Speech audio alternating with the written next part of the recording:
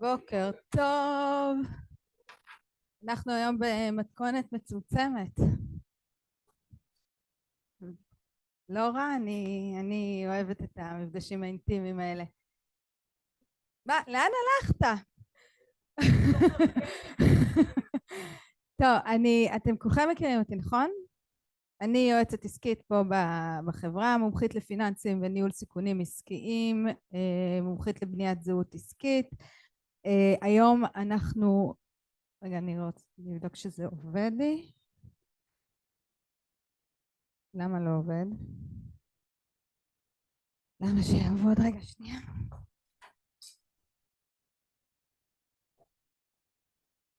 אלירן, זה לא מעביר לי.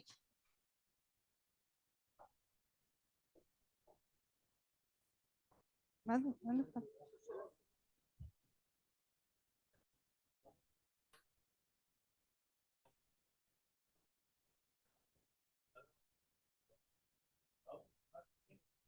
עובד? סבבה.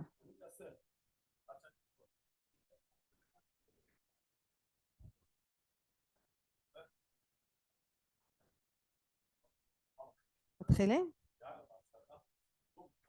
גם כן. טוב, היום אנחנו נדבר על המספרים שעומדים מאחורי העסק. עסק בלי ניהול מספרים לא יכול לתפקד.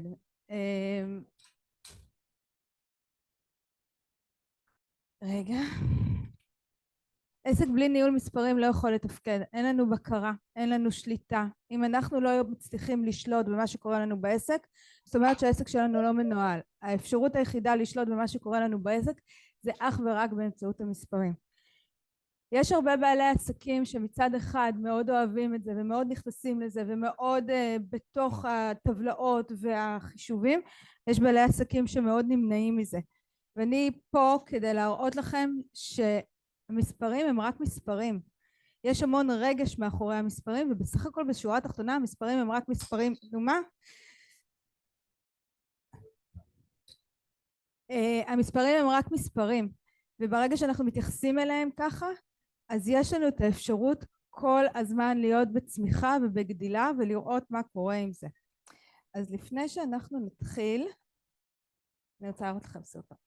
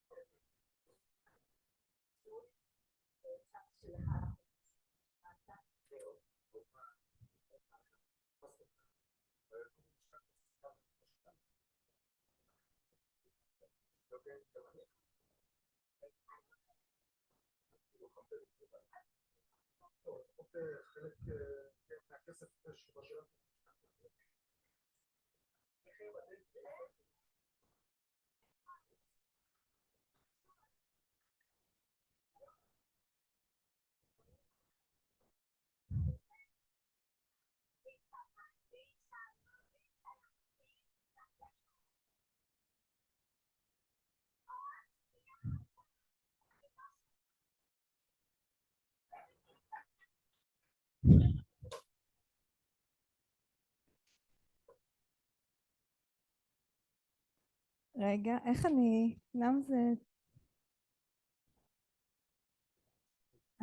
הבנתי.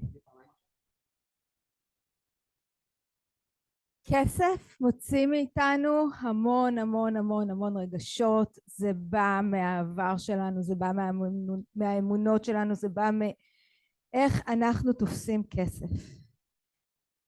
איך אתם תופסים כסף? מה זה כסף בשבילכם?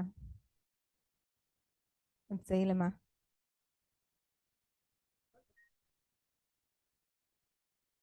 מה זה כסף? הכי חושפני. פחד? מה כל כך מפחיד בכסף? לא תדעי להתנהל? אוקיי. כסף? נכון. כסף? מה בשבילך?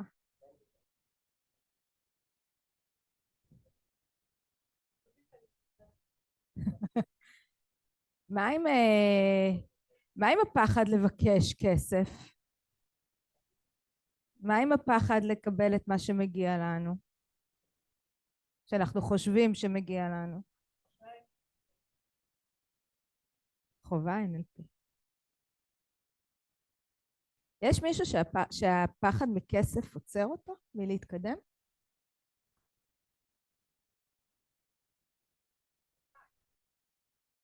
למה? כי מה?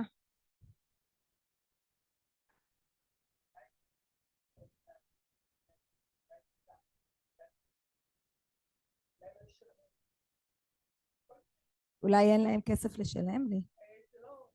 לא?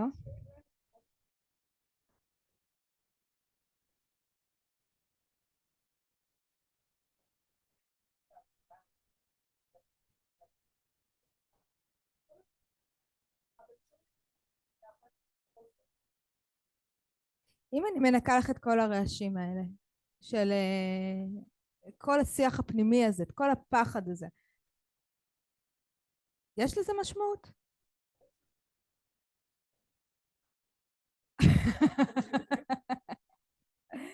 טוב, אני רוצה שתפתחו את הדפים בעמוד הראשון והשני, מאחורי אני רוצה שתמלאו את השאלות האלה, קחו לכם קצת זמן, ותבינו מה הכסף הזה עושה לכם, מה זה מעורר אצלכם, למה, איך אתם בניהול הפיננסי שלכם בעסק, בבית.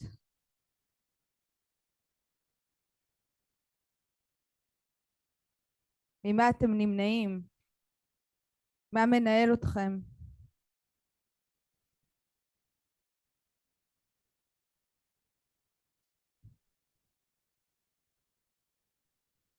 איזה מחיר אתם משלמים מחוסר ידע או מחוסר ביטחון, כמו שאורנה אמרה?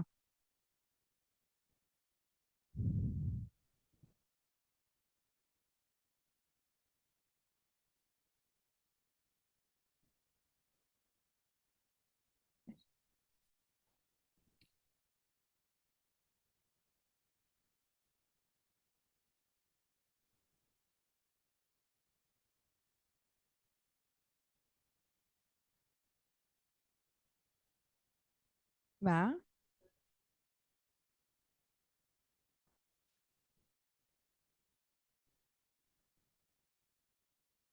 בשורה התחתונה, ההתנהלות מול כסף זה מונע מרגשות.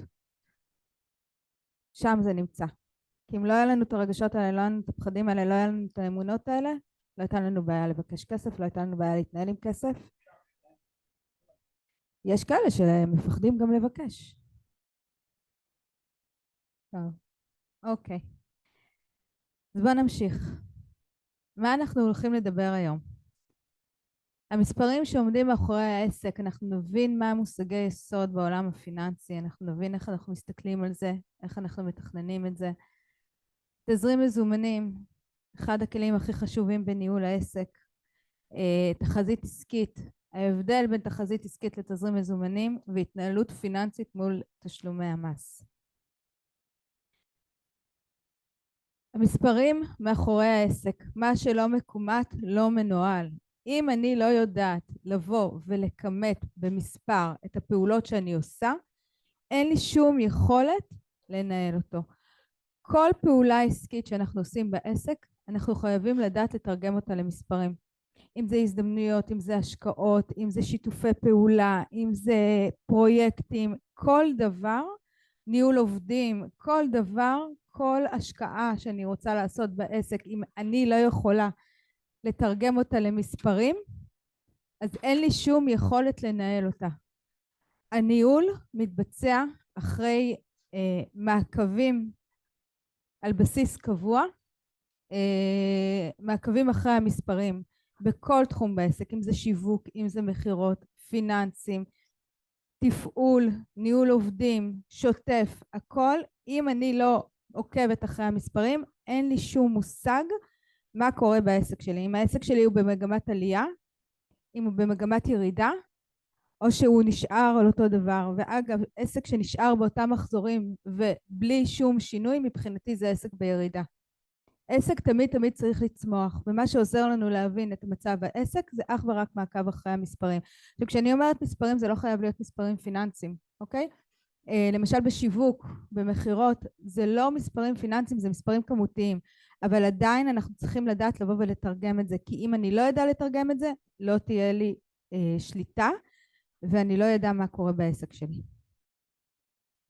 אז בואו נתחיל.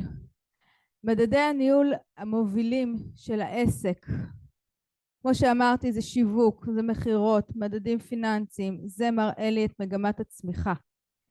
לפני שאני בכלל ניגשת לאיזושהי החלטה עסקית, אני צריכה לחשב את ה-ROI. ROI זה Return on Investment, זה החזר השקעה. אם אני לא יודעת מה אני הולכת לקבל כשאני מוציאה כסף מהעסק, זאת אומרת שאני לא יודעת האם זה השקעה או זו תוצאה. כל מה שאני עושה בעסק מבחינה פיננסית, אני רוצה להפוך להשקעה. אם זה גיוס עובדים, אני רוצה לדעת שהעובד מחזיר לי ומחזיר לי את ההשקעה שלי בו בצורה שהיא משתלמת לי. אם זה פרויקטים, אם זה שיתופי פעולה או כל דבר אחר, אני צריכה לשבת ולתכנן האם זאת השקעה או שהאם זאת תוצאה. ובשביל לתכנן את זה יש לנו את הכלים הניהוליים, הפיננסיים שאנחנו יכולים לעשות את זה, שהם בעצם גם כן כלים לניהול סיכונים. וככל שאני מצמצמת את ההוצאות שלי והופכת אותם להשקעות, העסק כל הזמן יהיה בצמיחה, וזה מצמצם לי את במרכאות, אני אומרת, את הנפילה של אותה השקעה שעשיתי. אז בואו נתחיל במושגים. מחזור שנתי. מחזור שנתי, חודשי, יומי, זה תכלס כמה כסף הכנסתי לעסק. בלי להתחשב בהוצאות, בלי להתחשב במיסים, בלי להתחשב בכלום. מכרתי, קיבלתי כסף, כמה קיבלתי, זה המחזור שלי. אנחנו רוצים שבכל תקופת זמן, אם זה כל רבעון, כל שנה, כל חודש, כל עסק ומה שמתאים לו, אנחנו רוצים לראות גידול במחזורים. גידול במחזורים זה לא אומר גידול ברווח, אנחנו תכף נראה את זה, אבל ככל שהמחזורים שלי גדלים, אני יודעת שהעסק בצמיחה. וכדי להבטיח גידול במחזורים, אנחנו צריכים לתכנן, אנחנו צריכים לקבוע מראש מה המטרה. אם עכשיו אנחנו נמצאים באפריל 2024, אנחנו רוצים לדעת איך אנחנו מסיימים את שנת 2024. אין לנו הרבה זמן, אבל עדיין אנחנו רוצים לקבוע יעד, מטרה, שזה בעצם המחזור, באיזה מחזור אני רוצה לסיים. וברגע שיש לי מטרה, אז אני יכולה לחלק ליעדים, ואני יכולה לחלק את הפעולות שלי ולתכנן את הפעולות שלי כדי לעמוד במטרה הזאת. אם אני לא אציב לעצמי מטרה, ואנחנו נחיה מהיום למחר ומה שבא בא, זה לא יבטיח לנו גידול וזה לא יבטיח לנו צמיחה. אז תסתכלו בעמוד 3, אני רוצה שתרשמו לכם מה המטרה הפיננסית שלכם ל-2024. לאיזה מחזור אתם רוצים, שואפים להגיע ב-2024, תהיו ריאליים, קחו בחשבון את היכולת שלכם, קחו בחשבון את המצב, אבל אני רוצה שתקבעו מטרה. מה? יש למטה. אין? לא רואה? אז... נכון, כן.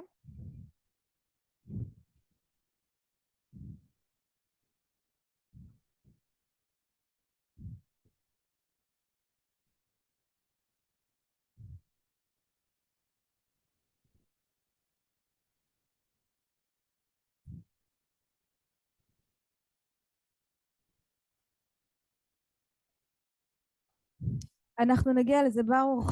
סבלנות. אני יודעת, אנחנו נגיע לזה.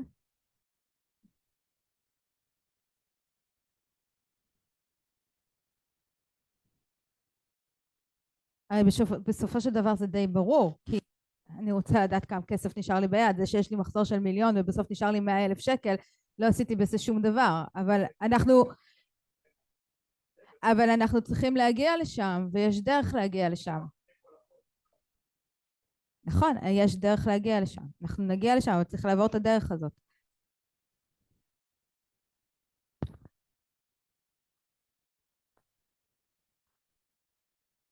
אחרי שקבעתם מה המטרה שלכם ל-2024, אנחנו צריכים לחלק אותה ליעדים. אנחנו צריכים להבין מה אנחנו צריכים לעשות בשביל להגיע למטרה הזאת. יש לכם טבלה של מוצר, מחיר לקוח, כמות פרויקטים בשנה וסך הכל, שזה כמות כפול מחיר. לפי מה שאתם מוכרים, אם זה מוצרים, אם זה שירותים, בואו תנסו לתכנן.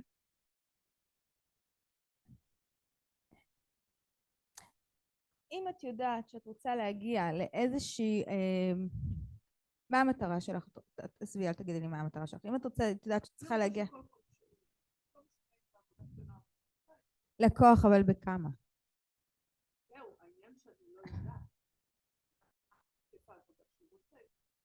אז זה בדיוק העניין, זה בדיוק מה שאני מנסה להגיד.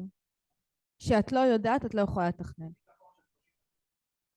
לקוח של 30,000 שקל. השאלה היא, שוב, האם זה מספיק לקוח אחד של 30,000 שקל? אז סבבה. אתה רוצה לקבוע בשבילה מה מתאים לה? אני אומרת, כן, בסדר, אבל צריך לדעת את זה וצריך לתכנן את זה.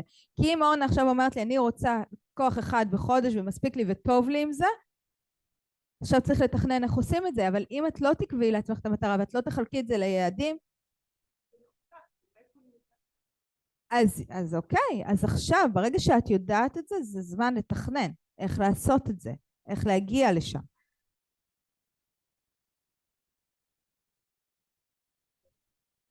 בסדר, אנחנו נדבר על זה.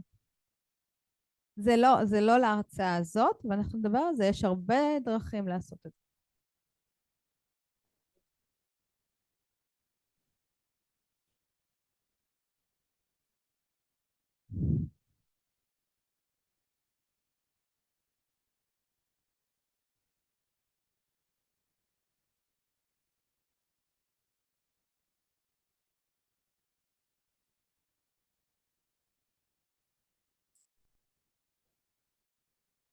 בסדר, אפשר להמשיך?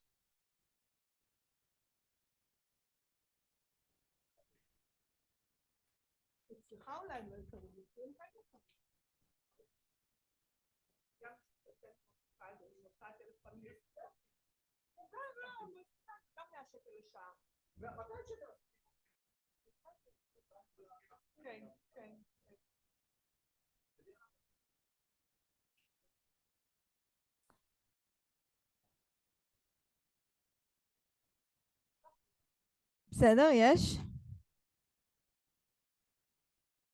אתה מסתדר עם מסתדר עם זה?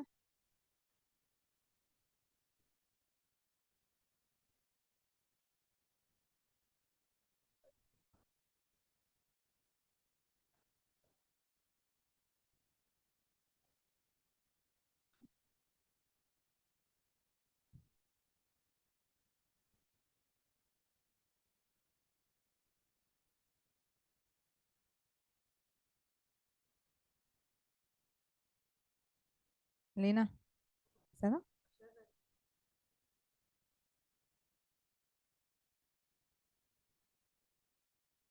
זה לא חלום, זה מציאות.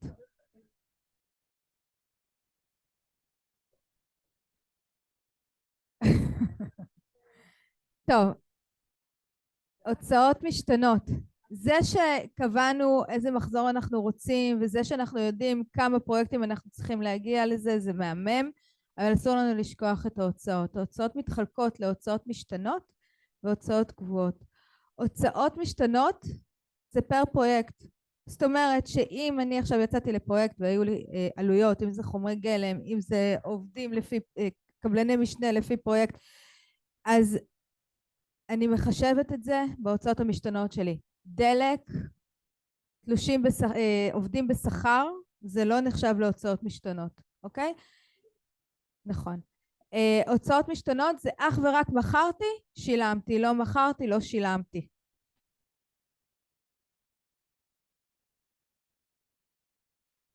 אז יש לכם, אתם יכולים למלא, מי שיודע מה ההוצאות המשתנות שלו פר פרויקט, אתם יכולים למלא.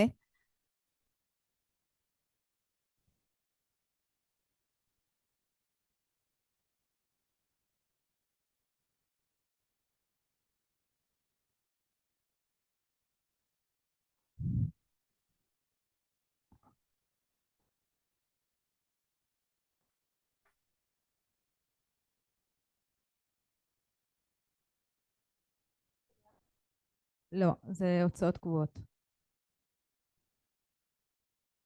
לא יודעת, אני...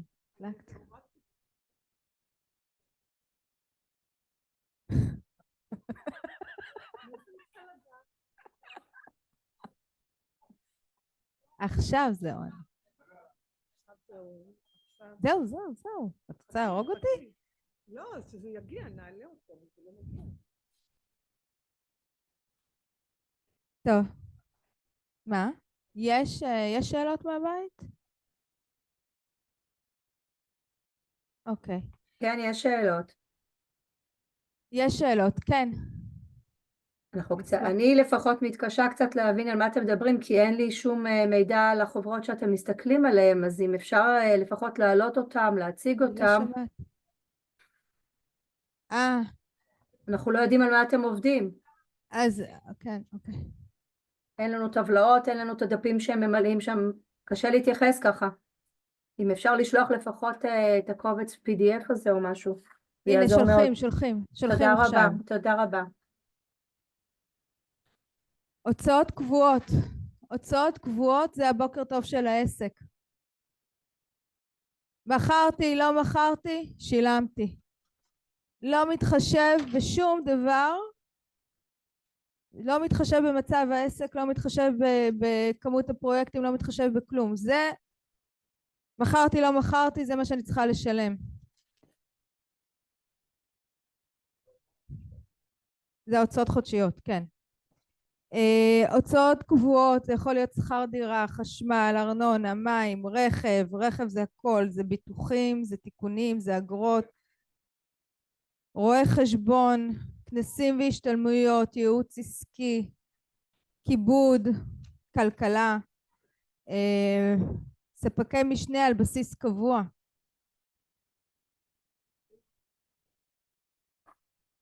את לא מחשבת. לא במקרה הזה. מה שהולך לרואה חשבון זה דבר אחד, הניהול הפיננסי שלך בעסק זה דבר אחר. אם את עובדת מהבית זה לא הולך, את לא מכניסה את זה.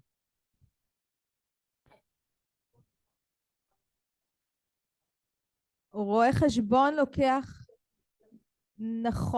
נכון, אבל החישובים של רואה חשבון זה דבר אחד, זה לצורכי מס. החישובים שלכם לעסק זה דבר אחר, זה לצורכי תכנון וחישוב, וזה לא, זה שני דברים שונים לגמרי. נכון, זה בשיווק. ביטוח לעסק, למי שיש, מומלץ מאוד לעשות ביטוח לעסק, גם נכנס פה. חבות מעבידים לא, חבות מעבידים זה נכנס לתוך משכורות, משכורות כן. בתוך הביטוח כן. משכורות אגב זה גם הוצאה גבוהה, משכורות לעובדים בתלוש.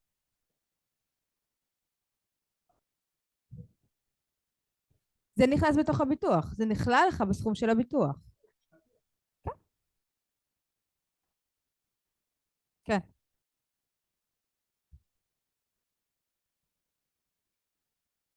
הוצאות מימון.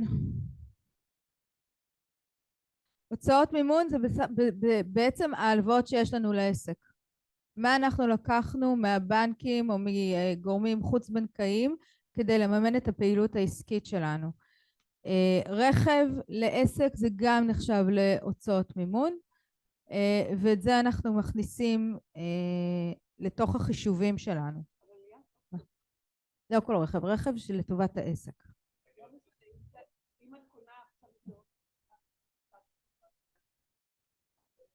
רכב שנועד לשימוש בעסק, זאת אומרת שאם צריך טנדר שיהיה מספיק מקום לכלים, אם זה מסעית, אם זה כל דבר, רכב לשימוש העסק. רכב ברמה הפרטית, וזה שאת נוסעת ללקוחות עם הרכב הזה, זה לא נחשב. כן, רק אם אתה לוקח מימון, הלוואה, ליסינג. בשורה התחתונה, אחרי שלקחנו את המחזור והורדנו הוצאות משתנות והורדנו את ההוצאות הקבועות, אנחנו נשארים עם רווח הפסד לפני מס. רווח או הפסד לפני מס, זה השורת רווח שלי. ולשם, בסופו של דבר, על זה אני מסתכלת, על שורת הרווח. כי כמו שאמרתי לברוך מקודם, זה שעשינו מחזור של 1,000,000 ובסוף נשאר לנו 100,000 שקל ביד, זה לא עושה לנו יותר מדי. זה לא תורם לנו, אנחנו רוצים להגדיל את שורת הרווח. בשביל להגיע לשורת הרווח אנחנו צריכים לקבוע מה המחזור. הסיבה שאנחנו עושים את כל החישובים האלה, זה בשביל לראות האם היחס בין ההוצאות למחזור שלי הוא סביר, הוא הגיוני, האם זה תואם את התכנון שלי, זאת אומרת שאם אני גוזרת מפרויקט 40% רווח, האם אני באמת נשארת עם 40% רווח האלה? האם אני מתמחרת את עצמי נכון? בשורה התחתונה זה נותן לנו איזושהי פרספקטיבה על מה שקורה אצלנו בעסק, מבחינת ההוצאות, מבחינת מה שנשאר לנו בכיס. וזה מה שמביא אותי לתזרים מזומנים. התזרים מזומנים, כמו שאמרתי מקודם, זה אחד הכלים הכי חשובים לניהול העסק. התזרים מזומנים אומר לי תכלס כמה כסף יש לי. בכל רגע נתון כמה כסף יהיה לי או יש לי. תזרים מזומנים מדמה תנועות של חשבון בנק, אבל עתידית. אני לוקחת את כל מה שאני יודעת, את כל ההוצאות הקבועות שלי, ומכניסה אותם לתזרים. אני לוקחת פרויקטים שכרגע בתכנון ופרויקטים שאני צריכה לקבל עליהם כסף, מכניסה אותם לתזרים. אם יש לי עלויות ספקים שאני יודעת, אני מכניסה אותם לתזרים. ואני מכניסה לתזרים גם את היעדים שלי. זאת אומרת שאם אני לוקחת את הדוגמה של אורנה ואני מחליטה שאני כל חודש רוצה לגייס פרויקט, אני מכניסה את זה לתזרים ואני רואה מה זה עושה לכסף שלי בתכלס בחשבון בנק. התזרים צריך להיות במעקב כל הזמן. תלוי בפעולות שלכם, זה יכול להיות אחת לשבוע, זה יכול להיות אחת לשבועיים, אבל אתם כל הזמן צריכים להיות במעקב אחרי זה, כדי לראות האם מה שכתבתם בתזרים, תואם את מה שקורה במציאות בפועל. ולמה זה חשוב? תזרים מזומנים, כמו שאמרתי, הוא מדמה לנו את הפעולות חשבון בנק קדימה. וברגע שאני יודעת מה הולך להיות בחשבון בנק שלי, בכסף שיש לי בתכלס ביד קדימה, אני יכולה לתכנן ולהיערך בהתאם. זאת אומרת שאם אני מסתכלת היום בתזרים ובעוד חודש אני רואה שיש לי איזשהו פער תזרימי, איזשהו חור, אני נכנסת למינוס, אני נכנסת לחריגה, יש לי זמן להיערך לזה. יש לי זמן לתכנן את זה, את הפעולות שלי, את הצעדים שלי, כדי שבסופו של דבר אני לא אגיע לאותו יום ואני אקבל טלפון מהפקיד בנק, מה קורה, בואי להפקיד עד 2 אחרת הצ'ק חוזר. אנחנו רוצים להימנע מהדברים האלה. אז הניהול תזרים חוסך לנו ועוזר לנו לבוא ולתכנן את הצעדים הכספיים שלנו. בנוסף לזה, זה אומר לנו האם אנחנו יכולים עכשיו לקחת כסף ולהשקיע אותו, אם אנחנו יכולים לגייס עובדים, אם אנחנו יכולים לגדול או לצמוח, לפי התכנון העתידי. אם אני לא יודע מה יהיה בחשבון בנק שלי, אם אין לי תכנון, לא תהיה לי שליטה, אני לא יודע מה קורה. וכמו שהבנתם, כל העניין בכסף זה לדעת לשלוט. לדעת לשלוט במה שקורה בעסק ובכסף ובמספרים. אז איך אנחנו עושים? איך אנחנו מנהלים תזרים? לנהל תזרים יש 2 דרכים. דרך אחת,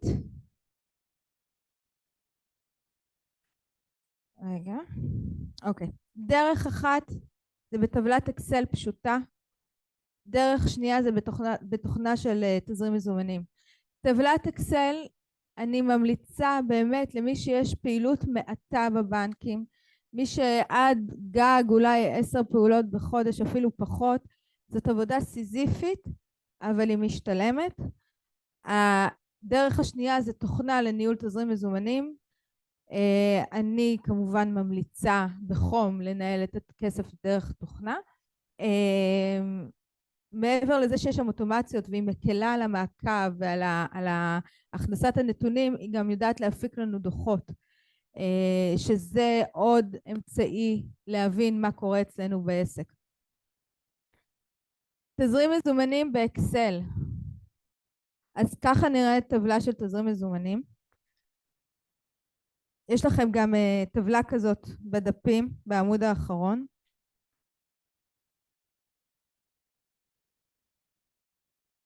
בשורה הראשונה אני מכניסה את היתרה היומית שיש לי היום בבנק. זה נכון לאותו רגע שאתם עושים את התזרים.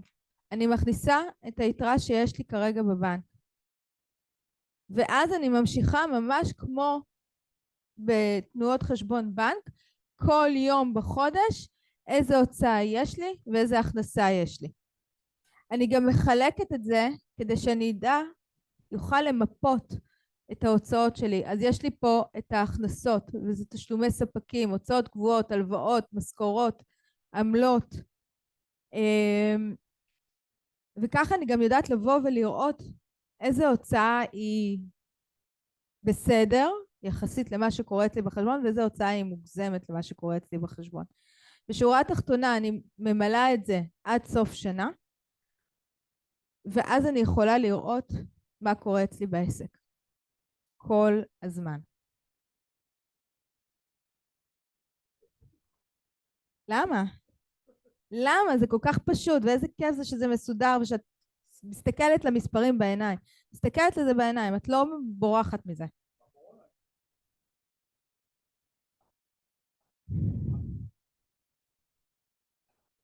מהמם. מהמם.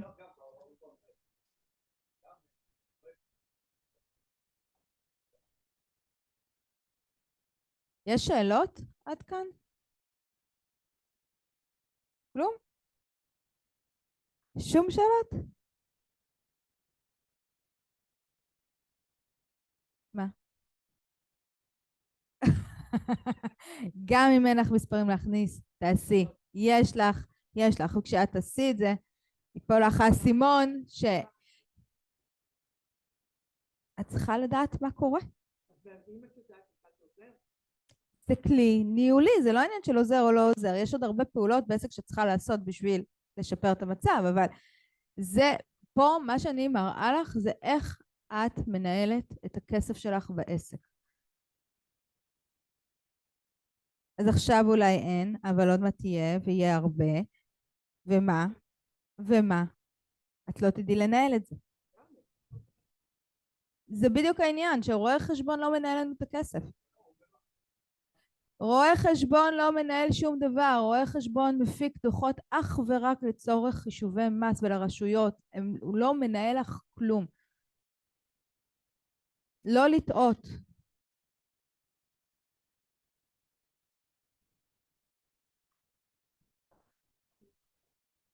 זה בדיוק, מה? בורסה לא, אנחנו לא שם.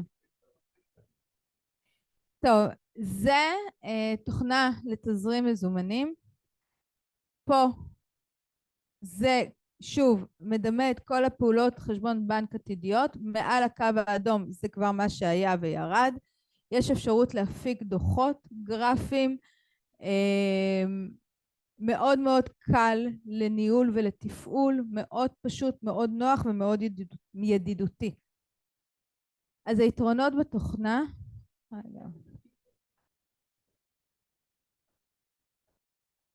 כן, כן.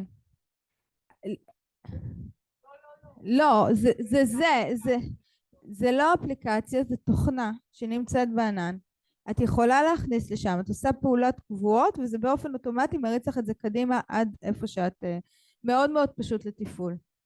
אז היתרונות בתוכנה, מה? יש כל מיני תוכנות, את צריכה לבחור, צריכה לבחור מה שמתאים לך ונוח לך. אני מאוד מאוד ממליצה על אמיר תזרים מזומנים. אני מאוד אוהבת, אמיר, אני מאוד אוהבת את התוכנה הזאת, היא מאוד קלה ופשוטה. כל אחד, שוב, לא, היא לא חינמית. מה יש חינמי? אני לא יודעת, אז תבדקי, אני לא מכירה תוכנות חינמיות. לא מכירה. תבדקי. יש כל כך הרבה. כן. זה במחשב, כן, אבל אני זוכרת שפה באחת ההרצאות בנקים ולהכל, וזה... קשה לי להאמין, אני לא מכירה אחת כזאת. תבדקי.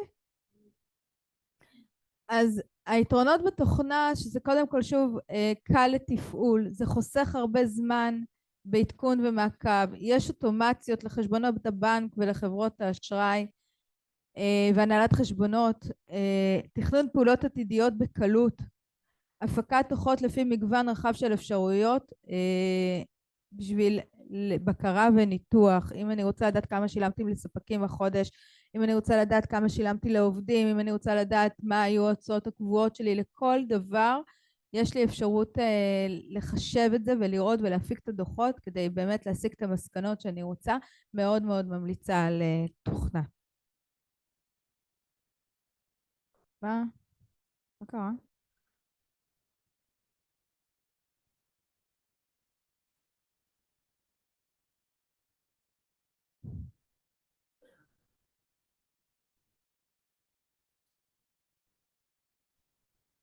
תחזית עסקית. אני באופן אישי מאוד מאוד מאוד מאוד מאוד אוהבת את הקובץ הזה.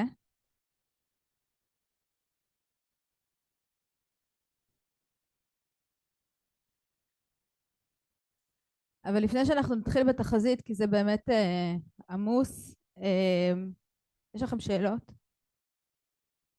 יש שאלות? משהו? וואי, אני כזאת ברורה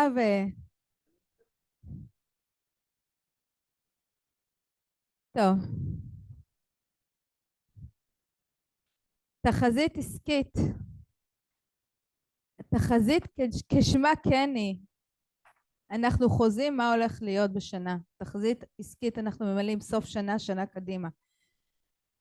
פה אנחנו מכניסים את המטרות שלנו, את היעדים, מה שעשינו בתחילת המפגש, אנחנו מכניסים אותה לכאן. אנחנו רוצים לראות מה קורה בשנה הבאה.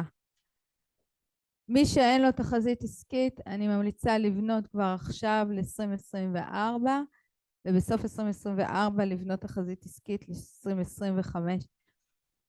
ברגע שיש לי תחזית, אני יודעת לאן העסק שלי הולך. אני יכולה לראות, אני יכולה לתכנן, אני יכולה להבין איזה פעולות אני רוצה לעשות השנה, אני יכולה להבין איך אני גדלה וצמחה וצומחת, אני יכולה להבין כל כך הרבה. מעבר לזה, זה גם ה-go no go שלי. האם אני רוצה עכשיו להיכנס לאיזושהי השקעה בעסק? זוכרים ROI, Return on Investment, זה הכלי שאומר לי, לכי על זה או לא. וברגע שאני יודעת לבוא ולעבוד עם התחזית הזאת, אני יכולה לבוא ולתכנן כל דבר ולראות האם זה תורם לי, איך זה תורם לי ובכמה זה תורם לי ואיך זה משפיע על המחזור שלי בסוף שנה, או בסוף חודש או ברבעון. וכשאני לוקחת את התחזית ביחד עם התזרים מזומנים, חבר'ה, אין בלת"מים. אין בלת"מים. אם אני עומדת ביעדים שקבעתי לעצמי, אם אני יודעת לתכנן נכון ובמקביל אני מסתכלת בתזרים לראות האם התזרים שלי מאפשר לי, אין בלת"מים. אין מקום לטעויות.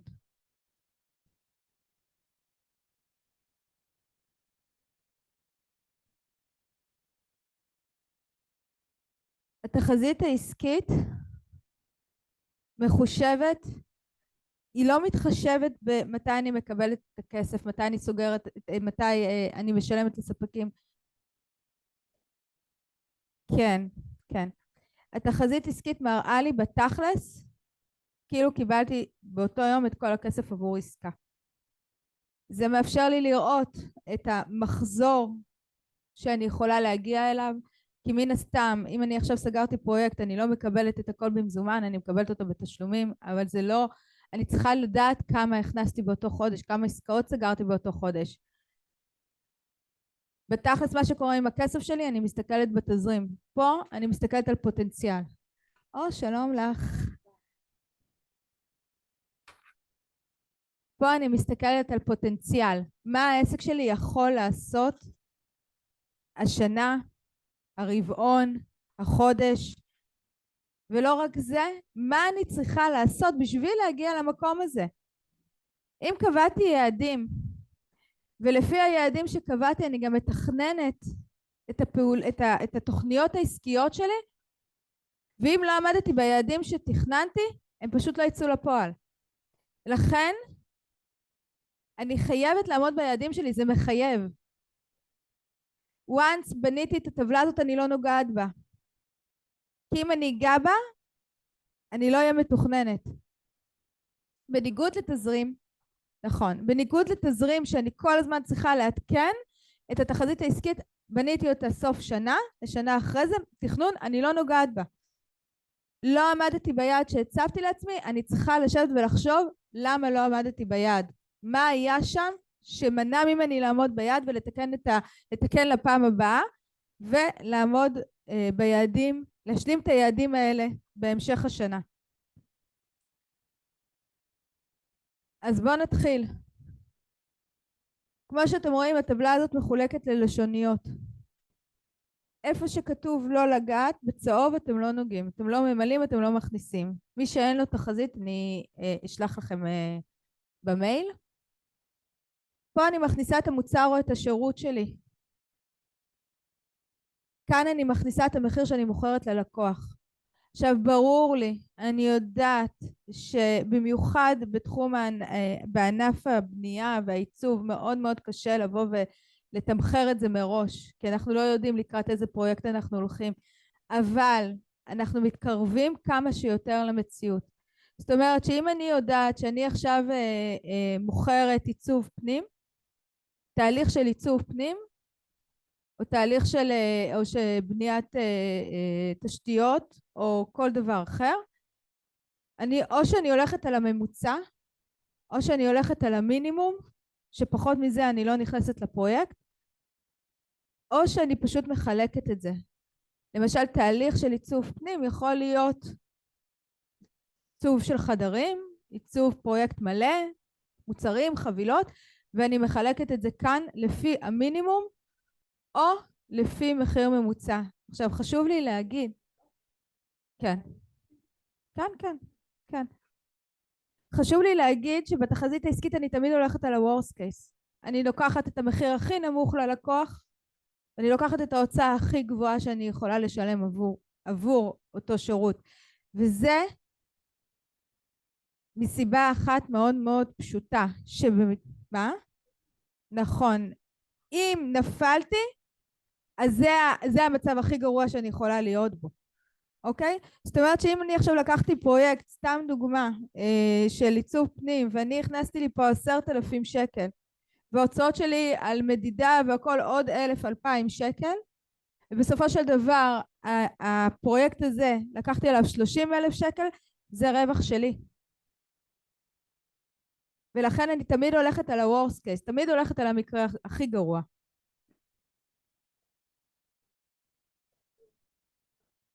עמלות, אז זה נכנס לך פה. את יכולה להכניס את זה כמוצר. ואם את יודעת כמה עמלות את מקבלת בכל פרויקט, אני תכף אראה לך איך מכניסים את זה, אבל אז אל תרשמי. כי עמלות זה בונוס. זה בונוס. זה לא משהו שאת מתכננת, אל תכניסי. אם את לא יודעת, היה לי לקוח שאמר לי, ליה, תקשיבי, על כל פרויקט אני מקבל 10% באופן קבוע. אז סבבה, אז הכנסתי את זה פה והכנסתי את זה לחשיבים. אבל אם... אז אוקיי, אז זה לא ודאי, אז אל תכניסי את זה. אל תכניסי את זה, ותקבלי את זה, זה שלך, זה לא חלק מהתכנון שלך, וזה בסדר, זה לא הוצאה עכשיו שאת צריכה לתכנן אותה, זה הכנסה. כאן אני מכניסה את ההוצאות המשתנות שלי. כמו שעשינו בתחילת המפגש, רשמנו את ההוצאות המשתנות עבור כל פרויקט, אז פה אני ממש מחלקת את זה לפרויקטים, ואני מכניסה את ההוצאות המשתנות שלי, אם זה חומרי גלם, אם זה קבלני משנה, אם זה מודדים, אם זה לא משנה, מסרטטים, מה שזה לא יהיה. אם עשית פרויקט ושילמת פר פרויקט, זה הוצאות משתנות. אם את משלמת את זה באופן קבוע, בלי שום קשר לפרויקטים שאת מכניסה, זה הוצאות קבועות. כן.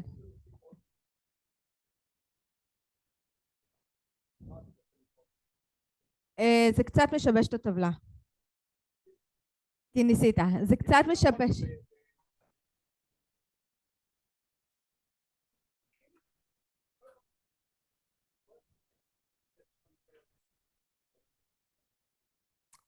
זה קצת משבש, זה קצת משבש את החישובים, כי כל הטבלאות מסתמכות על זה.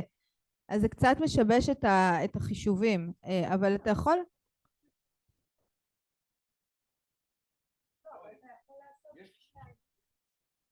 אז זה לא הגיוני, אתה לא מתמחר את זה לפי סעיף בפרויקט, תיקח את הפרויקט עצמו ותתמחר את הפרויקט.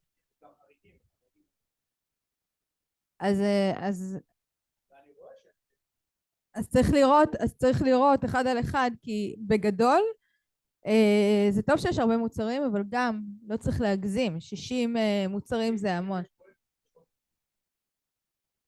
אז אנחנו אחר כך אין לי בעיה ש...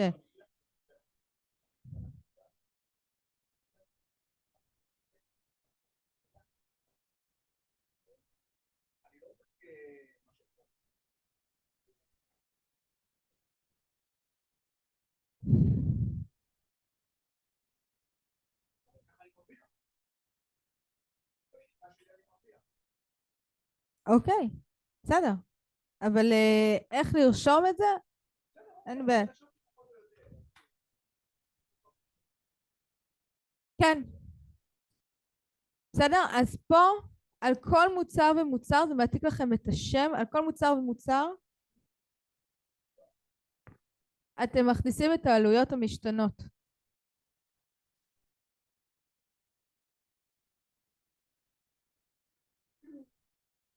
תחזית מכירת והכנסה. קבענו מטרה ל-2024, חילקנו את המטרה הזאת ליעדים. מה אני צריכה לגייס כל חודש בשביל לעמוד במטרה שלי? פה זה נכנס. כאן, שמות של המוצרים שלי. כל מוצר, מה אני צריכה למכור בכל חודש, כדי שבסופו של דבר פה, כן, כאן, יהיה לי את המטרה שהצבתי לעצמי ב-2024, המחזור שלי. וזה נותן לי אינדיקציה האם אני יכולה לעמוד בזה או לא יכולה לעמוד בזה. כי אם אני עכשיו מסתכלת על השנה הנוכחית, אנחנו כבר באפריל, ואני רוצה להגדיל את ההכנסות שלי, אבל בפועל עוד לא התחלתי שיווק, עוד לא התחלתי שיתופי פעולה, עוד לא התחלתי לעשות שום פעולות, אבל היעד שלי באפריל לפרויקט הוא 5. לא הגיוני. אני לא אצליח להגיע לשם. ולכן גם פה צריך להיות ריאליים. או שלקחתי לעצמי כל כך הרבה פרויקטים במקביל כדי להגיע ליעד, כדי להגיע למטרה, אבל אני מבחינת יכולת אין לי אפשרות לספק את זה. אז צריך להיות הגיוניים, כי אם זה לא יהיה הגיוני, קחו שני דברים. דבר ראשון, אתם לא תעמדו בציפיות שלכם. דבר שני, תהיה אכזבה מאוד מאוד גדולה. איך זה יכול להיות שאני לא מצליח לקדם את עצמי? אם אני מתוך 5 פרויקטים שקבעתי באפריל, הצלחתי לגייס רק פרויקט אחד, אז מה זה אומר עליי? אז לא, זה בדיוק העניין. זה בדיוק העניין. אין כזה דבר היה חודש לא טוב. אני לא יכולה להרשות לעצמי, כבעלת עסק, אני לא יכולה להרשות לעצמי להיות בחודש לא טוב. אני צריכה לעשות הכל בשביל לעמוד ביעדים, ולא עמדתי פה ב5, אני צריכה לעמוד כאן ב5, ואני צריכה לעמוד כאן ב5, ואני צריכה להשלים את היעדים מאפריל כדי להגיע. בדיוק, זה בדיוק מה שאני מנסה. ברוך, שנייה. זה בדיוק מה שאני מנסה להגיד. אני נתתי דוגמה מאוד קיצונית כדי להעביר נקודה. זה בדיוק מה שאני מנסה, תהיו אמיתיים. תיקחו בחשבון את כל האילוצים שיש בדרך, אוקיי? אם אני יודעת שאני רוצה להגיע למחזור מסוים ועוד לא התחלתי שיווק, אז אני צריכה לקחת לעצמי פה מרווח נשימה כדי שהשיווק יתחיל לעבוד. אני לא יכולה לצפות שבלי שיווק אני אגיע לכמות פרויקטים מאוד גדולה, אוקיי? אני צריכה לתכנן את כל הפרויקטים בצורה כזאת שיהיה לי את האפשרות לספק. כי אם אני לא יכולה לתת את השירות, אז לא עשיתי בזה שום דבר. אז גם התכנון צריך להיות מאוד מאוד ריאלי.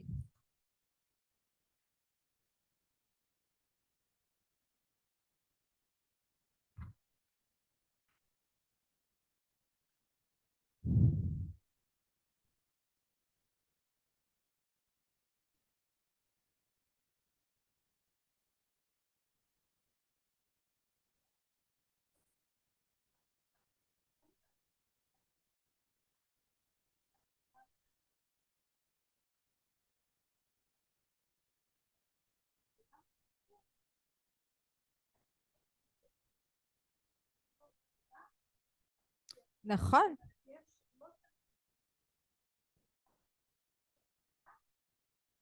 נכון, נכון, ולכן בשביל לעמוד ביעדים האלה את צריכה לתכנן. מה את צריכה לעשות? את צריכה להגדיל תקציבי שיווק, תגדילי תקציבי שיווק, את צריכה לשפר את מיומנות המכירה שלך, תשפרי את מיומנות המכירה שלך, את צריכה לייצר שיתופי פעולה, תייצרי שיתופי פעולה, אבל יש לך מספיק זמן לתכנן את זה. עכשיו אם את בונה את זה בסוף 2024, נגיד בנובמבר 2024, ואת יודעת שאלה היעדים, את כבר מתחילה לבנות את שנת 2025. כל המטרה היא בסופו של דבר שאנחנו לא נחיה במצב של יש לי פרויקט סבבה, אין לי פרויקט, מה לעשות? לא, אנחנו צריכים כל הזמן להיות במצב שאנחנו מייצרים עבודה כל הזמן. וברגע שיש לך את היעדים מול העיניים, מאוד לא קל, אוקיי? אבל זה מאוד מאוד ברור איזה פעולות אנחנו צריכים לעשות ואנחנו ממוקדים מטרה. זאת אומרת שאין מצב, אם אני קבעתי שיהיה לי ביולי פרויקט, אין מצב שלא יהיה לי ביולי פרויקט, אין מצב. אני אעשה הכל וכל מה שאני יכולה בשביל שזה יקרה. ואיפה שהמחשבות שלנו, שם הפעולות שלנו. אז אנחנו לוקחים את המציאות, אנחנו לוקחים את המציאות בחשבון. אנחנו לוקחים, אם עכשיו אנחנו יודעים שהולך להיות מצב ביטחוני, לא רוצה לפתוח, אז אם אנחנו יודעים שאנחנו נכנסים לאיזשהו תרחיש, אז זהו, אז אנחנו צריכים לקחת בחשבון כל תרחיש, ובואי, אנחנו חיים במדינת ישראל כל שנתיים בערך, יש לנו פה איזשהו אירוע, אוקיי? אז אנחנו צריכים לקחת את זה בחשבון בתזרים, זאת אומרת שאם אנחנו עכשיו נמצאים באפריל ויש איזושהי כוננות ויש איזשהו משהו שהוא לא ברור באוויר, אז זה צריך לבוא לידי ביטוי, אוקיי? אם העסק שלי הוא עסק עונתי, אני צריכה להביא את זה לידי ביטוי בתחזית. אני צריכה לקחת את כל הגורמים בחשבון, ואז בסוף אני מסתכלת האם אני מצליחה לעמוד ביעד שלי או לא מצליחה לעמוד ביעד שלי. עכשיו, אם זה גורמים שהם לא תלויים בנו, אז הם לא תלויים בנו, מה נעשה? אבל אם זה גורמים שתלויים בנו, אז צריך לפעול, צריך לעשות. אני לא אומרת שזה פשוט, אבל לשם זה הולך. כי שוב, לא יהיה תכנון, לא תהיה צמיחה, העסק בתקיעות זה עסק מפסיד. אנחנו לא רוצים את זה.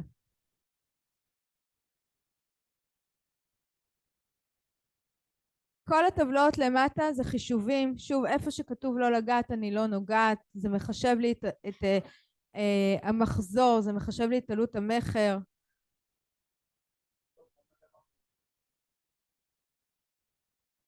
כן, הנה הרווח הגולמי, פר מוצר. אוקיי? זה תלוי כמה רווח אתה מחליט לעצמך, זאת אומרת שאם יש פרויקט שאתה אומר אני מחשב עלויות ועל העלויות האלה אני מעמיס 40% רווח, אז פה צריך להיות לך 40% רווח. זה מאוד תלוי איך אתה מחשב את הרווח שלך. מה זה רווח הגולמי? רווח גולמי זה הכנסות, זה מחזור פחות הוצאות משתנות. בסדר? אוקיי, תודה. עלויות שכר. הלשונית הבאה זה עלויות שכר. נראה לי שאנחנו היום נסיים הרבה לפני הזמן. זה רץ מהר. כן. מה?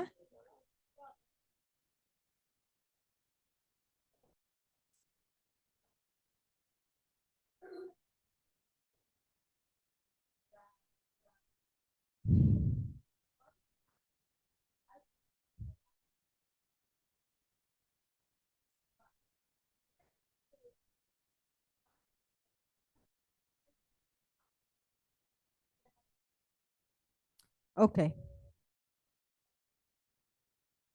אוקיי, אז אין בעיה. אני אעזור לך עם זה. אני אעזור לך למלא את זה. מי שצריך, אגב, ורוצה, אני אעזור לכולכם. במצגת הבאה תהיה דוגמה. בסדר?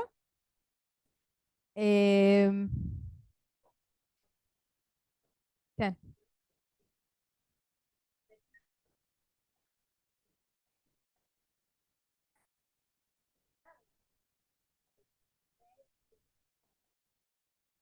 בדיוק, ולכן אני אומרת תמיד שכשאני רוצה לקבל החלטות עסקיות, שגיוס עובדים זה החלטה עסקית, אני מסתכלת בתחזית, התחזית אומרת לי go no go, האם לעשות את זה או לא לעשות את זה מבחינת המחזור, ואז אני מסתכלת בתזרים.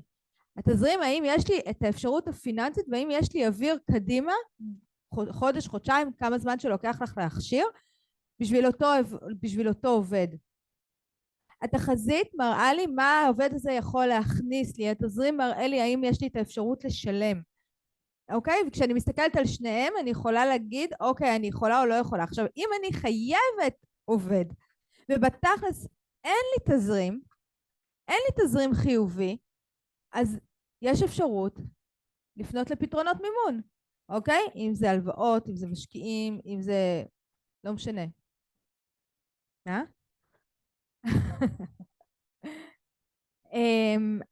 אבל באמצעות שני הכלים האלה אין לי מקום לטעות. שוב, זה לא שאני אומרת אני צריכה עובד, יש לי עומס, אני מגייסת עובד בלי להסתכל בתזרים, בלי לראות בכלל מה היכולת שלי, ובסופו של דבר אין לי כסף לשלם.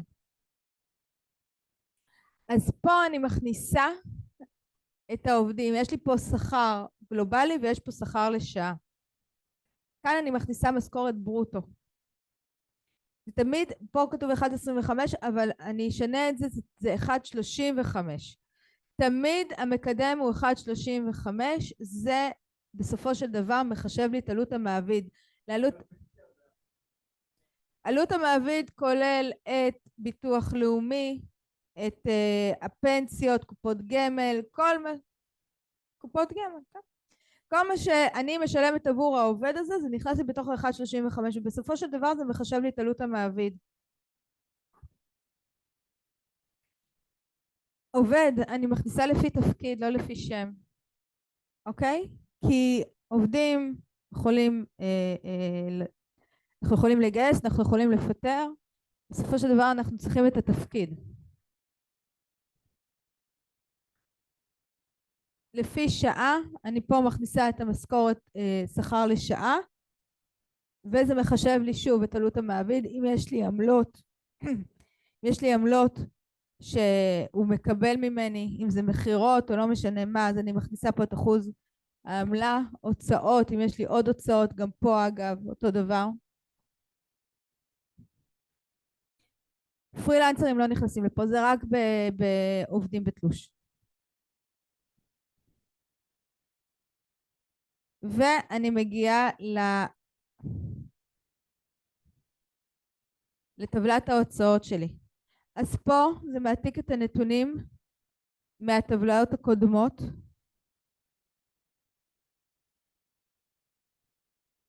פה, אם בלשונית של עלויות שכר הכנסתי את המשכורת, פה אני מכניסה את הכמות.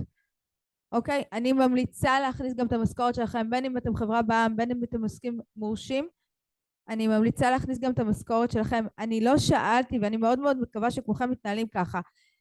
חשבון עסקי בנפרד וחשבון פרטי בנפרד.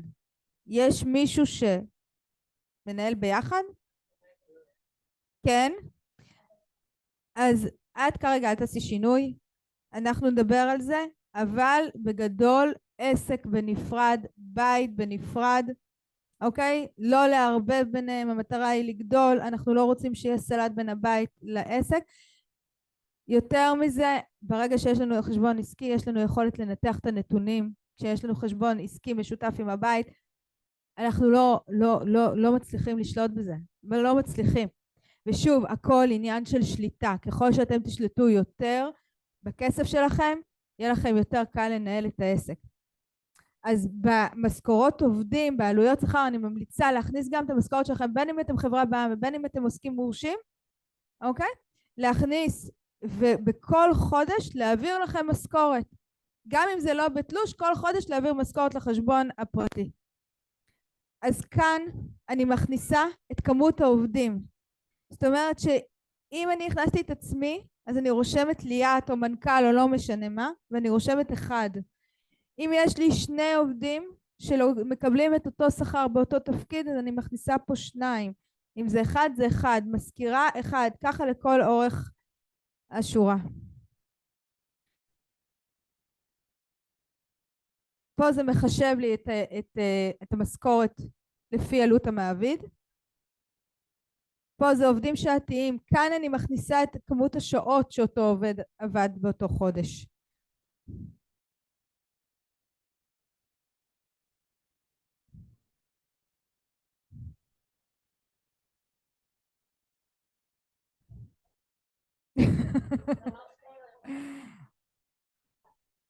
נכון, נכון, נכון, נכון, כי כעצמאים אין ברירה. נכון. זה בדיוק העניין, צריך להתמיד כל הזמן, כל הזמן, כל הזמן.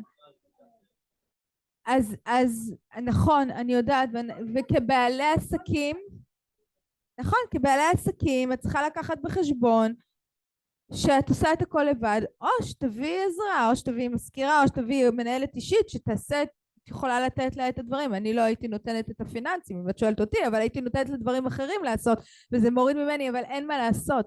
אנחנו חייבים לדעת הכל, אנחנו חייבים לשלוט בהכל. גם אם אני לא עושה שיווק, אני חייבת להבין בשיווק, גם אם אני לא עושה מחירות, אני חייבת להבין במחירות, גם אם אני לא עושה את הפיננסים, אני חייבת להבין בפיננסים. נכון, אין מה לעשות, זה חלק מהעניין בלהיות עצמאים.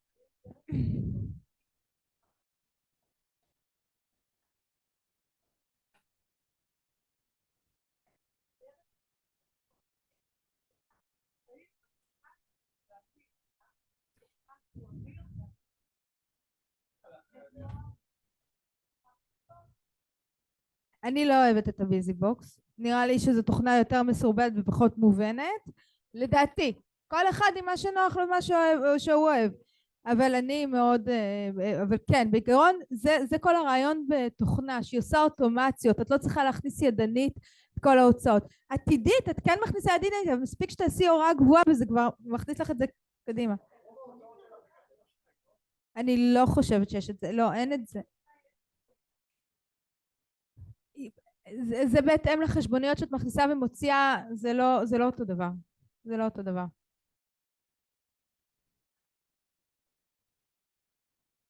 ניהול תזרים. בסדר? אפשר להמשיך?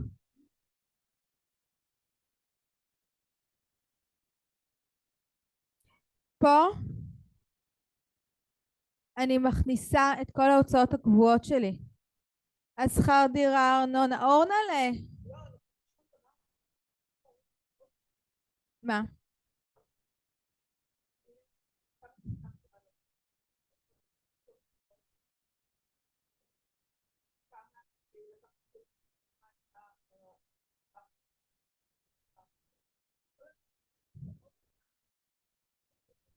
כלים ניהוליים, נכון, את צריכה לבנות לעצמך כלים ניהוליים.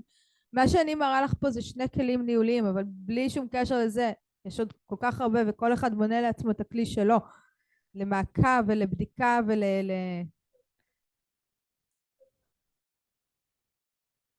נכון. תשמעי, אורנה, ברגע שאת מנהלת לוז מתוכנן, ויש לך גאנט ניהול, את מצליחה לשלב את הכל.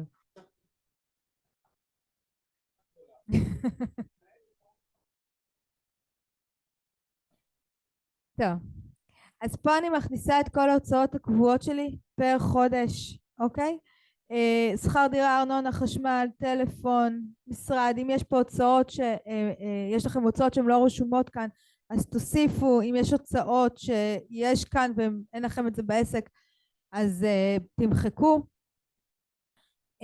בשורה התחתונה אנחנו לא רוצים לפספס אף הוצאה, אנחנו רוצים לדעת בדיוק מה קורה אצלנו בעסק. ביטוח, זה ביטוח עסק, כמו שאמרתי, תבדקו, חובה, חשוב לעשות.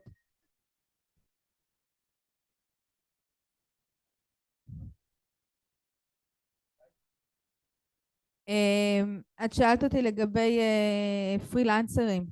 אם את משלמת לפרילנסרים באופן קבוע זה נכנס לפה, אוקיי? אם את משלמת פר חודש ולא פר פרויקט זה נכנס לפה, אוקיי? בהוצאות הגבוהות. למה, אם זה פרילנסר, למה הוא לא נותן לך חשבונית? אין כזה דבר. לא שווה לך. לא שווה לך. לא שווה לך. לא שווה לך. נכון? אבל הוא נכנס לפה בכל מקרה. נכון? את מפסידה כסף.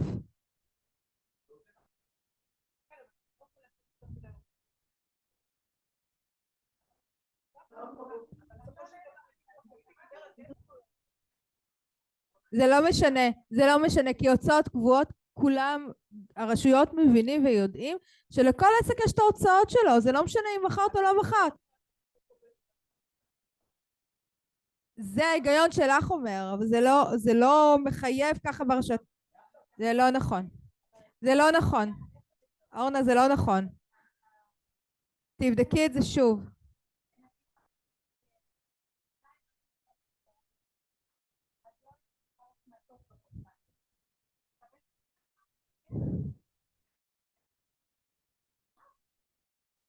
אז אורנה,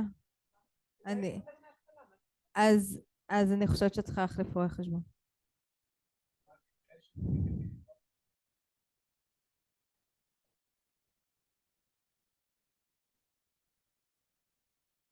אפשר שאלה מהבית? רואה חשבון זה אישיו. אפשר להמשיך? אפשר לשאול שאלה ליאת? כן, בטח. את כותבת בטור הימני שזה הוצאות כלליות, לא כתבת שזה קבועות, ובתוך כל הרשימה הזאת יש ביניהם דברים שהם גם קבועים וגם משתנים. מה משתנה? כיבוד, דלק, חניות. אז אני לוקחת, נכון, אבל הרעיון בהוצאות קבועות זה שאני משלמת אותם כל חודש. בין אם מכרתי ובין אם לא מכרתי אני משלמת אותם. אז אני לוקחת ממוצע. זאת אומרת שאם אני יודעת שבחודש אני קונה בחוץ אוכל בסביבות ה-200-300 שקל, אז אני עושה ממוצע פר חודש. אם אני יודעת שיש לי דלק בערך 1,000 שקל בחודש, אז אני עושה ממוצע 1,000 שקל בחודש, אבל אני לא מכניסה את זה להוצאות המשתנות כי זה לא פר פרויקט. בסדר?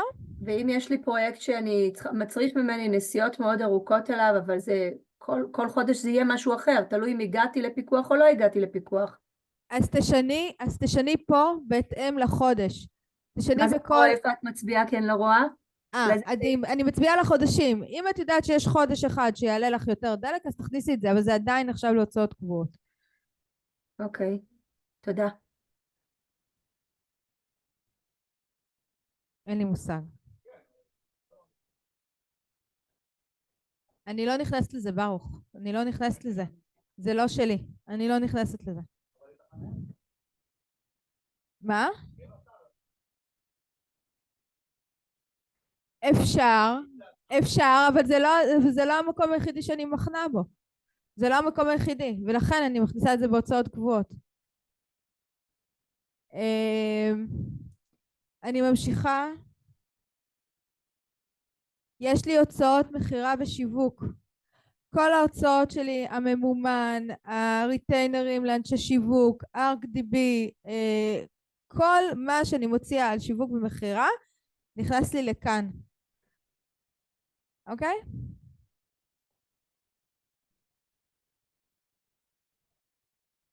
כן. הוצאות מימון. שוב, אנחנו חוזרים לזה, אם יש לי הלוואות לעסק, הלוואות רכב לעסק, רק לעסק, אני מכניסה את זה פה. כל הלוואה בנפרד. בשורה התחתונה, אני מקבלת את הבוקר טוב שלי. מה שכתוב לי כאן, זה מה שאני צריכה לשלם כל חודש, לא משנה מה. למה את צוחקת?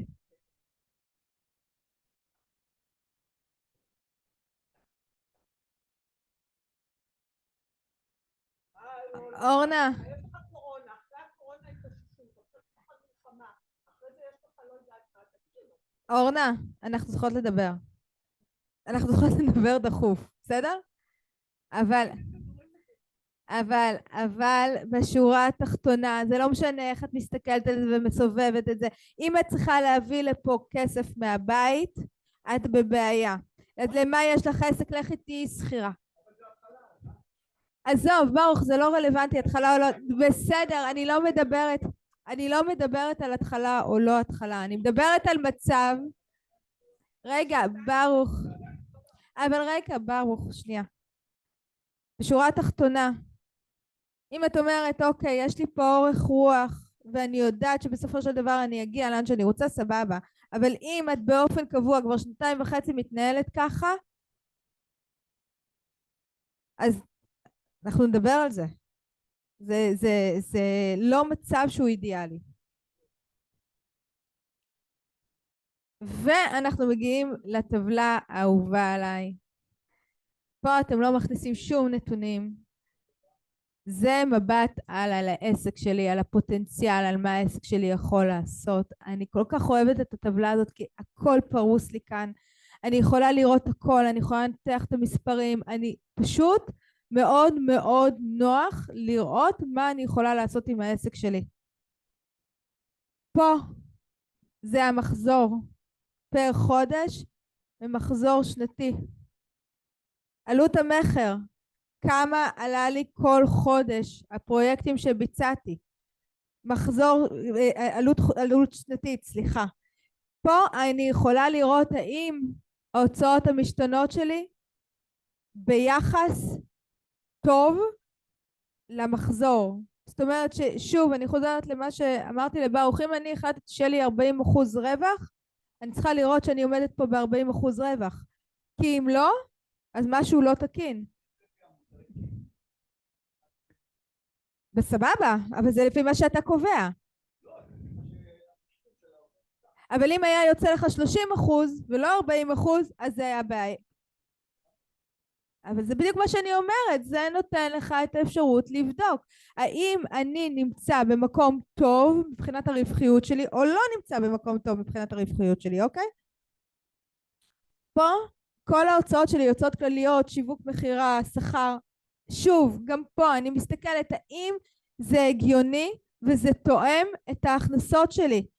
אם ההוצאות שכר שלי הם בגודל, בשיעור הגיוני, בגובה הגיוני לעומת ההכנסות שלי, או שאני משלמת לעובד ובתכלס אני לא מרוויחה, אוקיי? זה נותן לי פרספקטיבה למה שקורה מבחינת ההוצאות לבין מה שאני מכניסה בעסק. הוצאות מימון, גם פה, האם הוצאות מימון 30-33% מההכנסות, האם אני עומדת בזה, או שגם ההוצאות מימון שלי מאוד מאוד גבוהות והן לוקחות לי נתח מאוד מאוד גבוה ברווחיות. ובשורה התחתונה, רווח הפסד לפני מס. מה המצב שלי מול הרשויות? האם אני נמצאת ברווח או שאני נמצאת בהפסד? ואם אני נמצאת ברווח, אז אני גם יכולה לתכנן, אמנם אולי לא מס הכנסה, אבל כן ביטוח לאומי, אני יכולה לתכנן את המקדמות שלי, אני יכולה לתכנן, אני יכולה להגיד לרואה חשבון שלי, העסק שלי הולך להיות ככה וככה, קח לי מקדמות בהתאם. יש לי...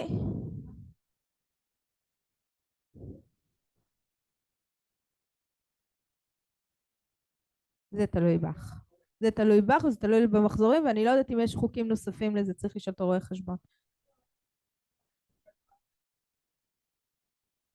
בעוסק מורשה זה פר חודשיים, אבל חברה בע"מ יכולה לבחור בין חודש לחודשיים, ויכול להיות שגם לפי המחזורים, אני לא יודעת, אני פחות אז לא יודעת, אני באמת לא מבינה בזה, אני באמת לא יודעת להגיד לך. עכשיו, בנוסף לזה שזה נותן לי מבט על מה שהולך להיות בעסק שלי, כמו שאמרתי, זה כלי לתכנון, זה go no go. זאת אומרת שאם אני רוצה עכשיו להכניס עובד חדש לעסק, אני רואה שיש לי פרויקטים שנכנסים לי, אני עומדת ביעדים, איזה יופי, אני צריכה לגייס עובד. אני קודם כל באה לעלויות שכר. אני מכניסה את המשכורת שאני רוצה לשלם לו. אני באה לתחזית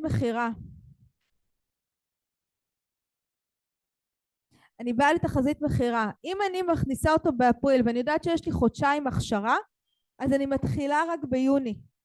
מה העובד הזה מאפשר לי?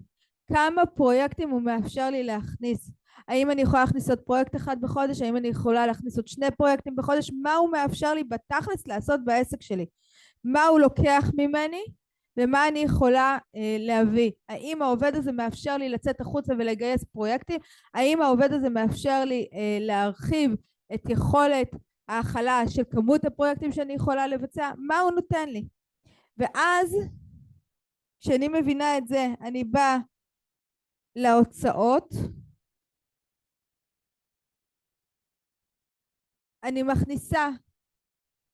מכניסה כאן את כמות העובדים, אם זה עובד אחד, 2 עובדים, לפי השכר שקבעתי, ואני עוברת לטבלה הזו.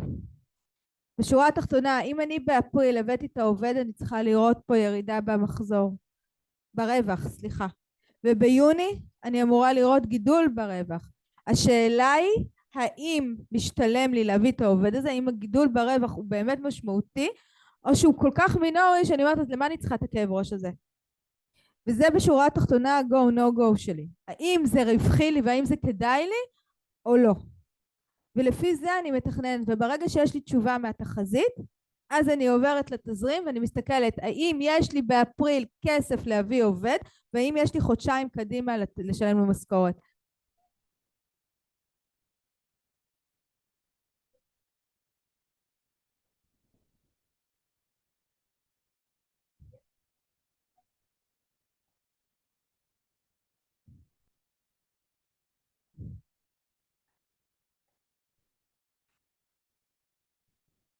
נכון.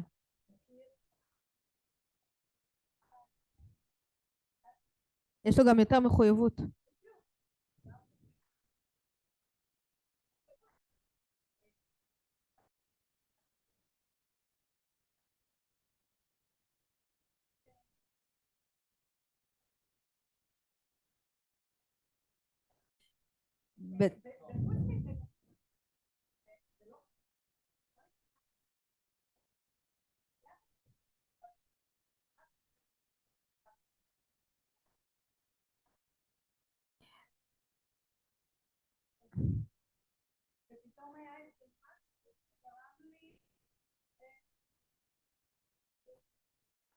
אז צריכה להבין קודם כל מה זה המשהו הזה שגרם לך לוותר עליהם. פרילנסרים לרוב זו תוצאה יותר גבוהה מעובד שכיר. ועובד שכיר הוא יותר נאמן מפרילנסר. ושוב, תלוי מה הנסיבות ותלוי מה, אבל אם את רוצה לקבל שיקול קר ולהבין באמת מה יותר משתלם, אז זה נכנס לפה, אוקיי? במשכורת את מכניסה את העלות שאת רוצה לשלם לעובד, ואז את רואה איך זה משפיע עלייך לתזרים. וסימולציה שנייה, את מכניסה את אותו עובד כפרילנסר וכמה את אמורה לשלם לו, ואת רואה איך זה משפיע עלייך בתזרים, ואז בסופו של דבר את מקבלת שיקול האם זה שווה לי או לא שווה לי, אם כדאי לי או לא כדאי לי, כי יכול להיות שפרויקט אחד יהיה לך מאוד מאוד שווה לקחת עובד שכיר, אבל פרילנסר כבר לא יהיה שווה לך, אוקיי? אז אם אני מסתכלת אך ורק מבחינה פיננסית, אז פה.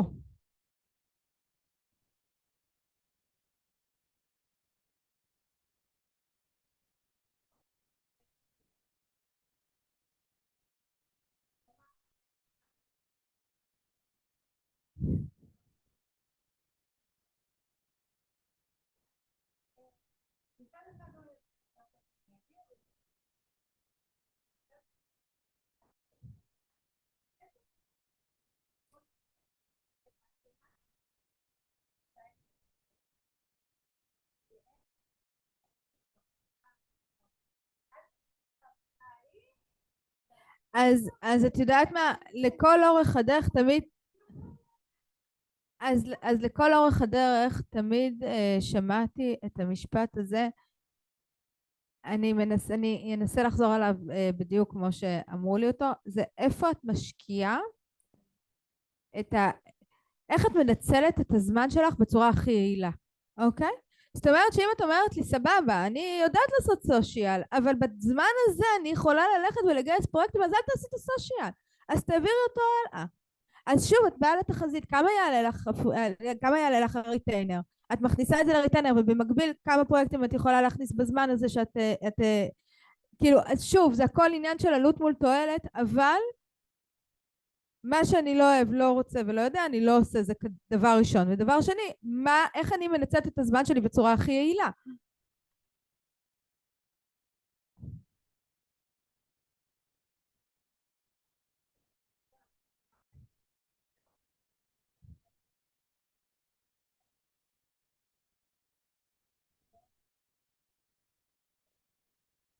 נכון?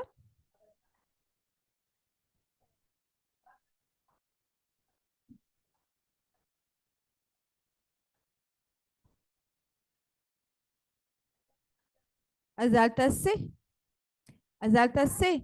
אבל זה כמו, אבל זה בדיוק, אז זה בדיוק כמו שנגיד את לוקחת פרויקט ואת אומרת אוקיי, אז אני מעצבת פנים ואני אדריכלית ואני עושה את כל או לא משנה מה, ואני יודעת לעשות רישויים, אני לוקחת אדריכלים, אני יודעת לעשות רישוי, אבל לא בא לי להתעסק בזה וחבל לי על הזמן, אז אני אביא מישהו שיעשה רישוי.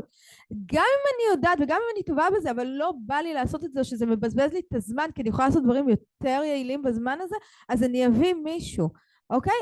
אז לא לפחד מהמקום שלה להציל סמכויות ולהעביר. תשאירי אצלך את הדברים שאת אוהבת, שאת חזקה בהם ושאת יודעת אותם. כל השאר תעבירי הלאה. אם יש לך את האפשרות הפיננסית כמובן.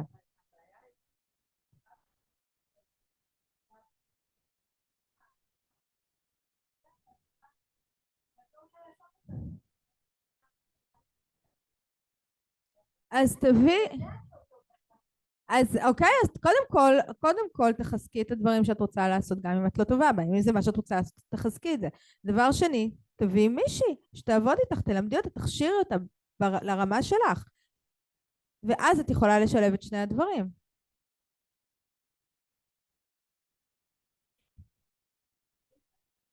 ואז הם הולכים.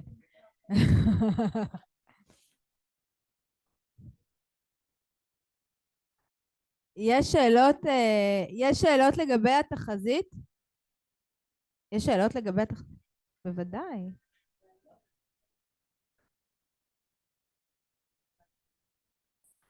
יש שאלות בכלל לגבי כל מה שדיברנו עד עכשיו? כלום. אני יכולה לשבת לעשות את הטבלה הזאת כל יום, כל היום.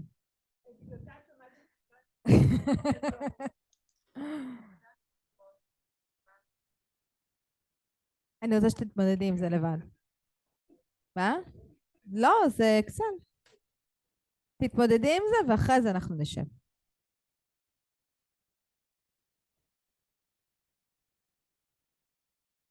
אפשר להתקדם? אורנלה, אני אפריד ביניכם. טוב, אפשר להתקדם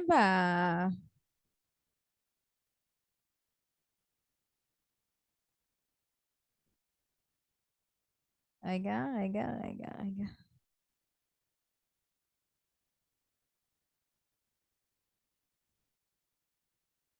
סבבה. הבדל בין תחזית עסקית לתזרים מזומנים, דיברתי על זה לא מעט, אבל התחזית עסקית מראה לי את הפוטנציאל, לא מתחשבת לי מתי אני מקבלת את הכסף. זאת אומרת שאם אני הכנסתי בחודש אחד שסגרתי פרויקט, מבחינתי קיבלתי את הכסף עבור אותו פרויקט באותו יום. התזרים מזומנים, זה מראה לי את המצב הכספי האמיתי שלי, אוקיי? זאת אומרת שאם היום סגרתי פרויקט ואני מקבלת אותו ב5 תשלומים, אני מכניסה את התקבולים לפי התשלומים שאני אמורה לקבל. כנ"ל גם תשלום לספקים, אם אני משלמת לספקים שוטף פלוס, אז אני מכניסה את זה לפי התשלום שלי לספק, ולא לפי מתי סגרתי את העסקה. נכון. התחזית העסקית מראה לי האם אני יכולה לצאת לדרך, התזרים מזומנים נותן את האישור הסופי, אם יש לי את היכולת לצאת לדרך. שני הכלים האלה ביחד מונע ממני הרבה סימני שאלה ואי ודאות.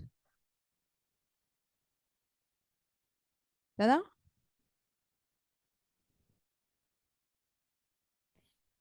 התנהלות כספית מול הרשויות.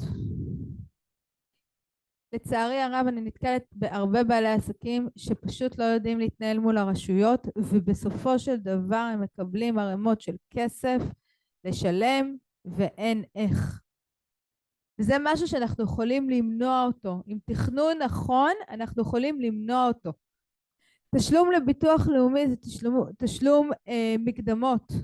אם אני מדויקת במקדמות שלי ואני מדויקת בהצהרות שלי לרואה חשבון, ואני נותנת לרואה חשבון שלי את כל החשבוניות בזמן, ואני מבקשת ממנו ואני עם יד על הדופק שהוא יתקן לי את המקדמות לפי המחזורים שלי, אין סיבה שאני אגיע לסוף שנה ושיהיה לי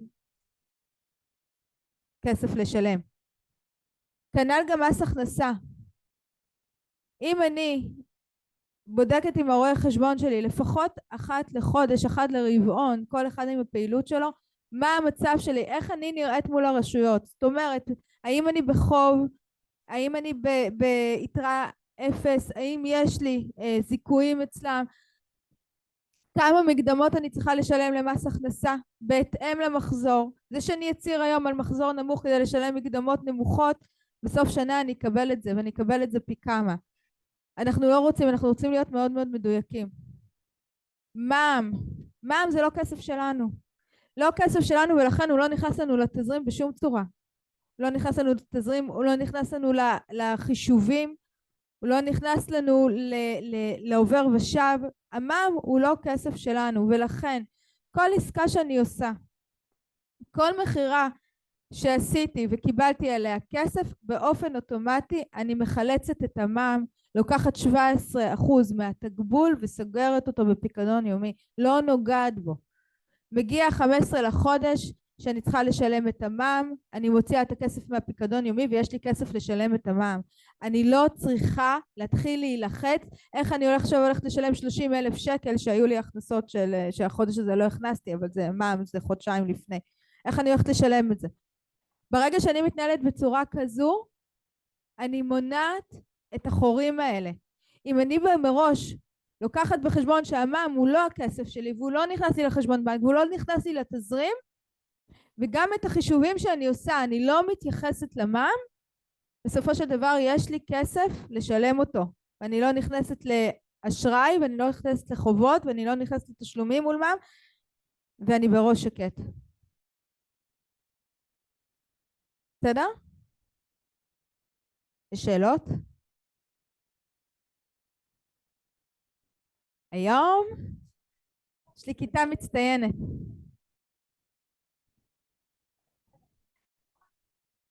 ברור. אבל מבחינת ההבנה של איך צריך להתנהל ומה צריך לעשות.